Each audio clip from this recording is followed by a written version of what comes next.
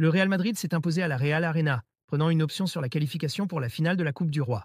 Dès la 19e minute, Hendrik a marqué un superbe but, offrant l'avantage à son équipe lors de cette demi-finale aller. En seconde période, le Brésilien a frôlé le doublé, mais son tir a heurté la barre. Le finaliste sera connu le 1er avril au Santiago Bernabéu. La rencontre commence sur un rythme très élevé, la Real Sociedad exerçant un pressing haut et le Real Madrid se montrant très solidaire, avec des lignes serrées.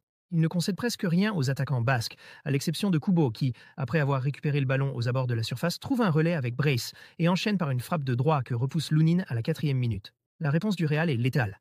Sur une superbe ouverture de Bellingham depuis son propre camp, Hendrik réussit un contrôle orienté de grande classe et ouvre le score d'un superbe extérieur du gauche à la 19e minute. Ce premier but entraîne une baisse du rythme, même si les deux équipes disposent d'une occasion franche, chacune à la demi-heure de jeu. Heureusement, la frappe d'Oyarzabal est captée par Lunin à la 27e minute. Dans la foulée, les hommes d'Ancelotti peuvent doubler la mise sur un contre que conclut Vinicius et que repousse Remiro d'une superbe parade. Jusqu'à la pause, seule une tentative de Barrenechea renvoyée en corner par Lunin est à noter.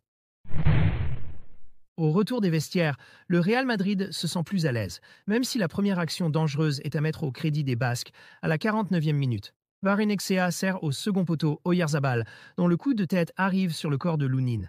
Malgré cela, l'équipe d'Ancelotti se défait du pressing basque et procède en contre, à l'image d'Hendrik, tout proche de doubler la mise. Idéalement servi par Vinicius Junior, son compatriote arme une lourde frappe qui vient se fracasser sur la transversale. Les minutes filent et les actions se font rares à la Real Arena jusqu'à la 81e minute. Bellingham décoche une frappe que Zubeldia dévie, mais Remiro se détend de tout son long pour éviter le but du 2-0. Quelques minutes plus tard, même protagoniste, la puissante frappe lointaine de l'Anglais est repoussée par le portier basque, encore une fois très inspiré à la 88e minute. Le Real est contraint de disputer les dernières minutes avec un joueur de moins suite à la blessure de Ceballos, mais conserve son avance.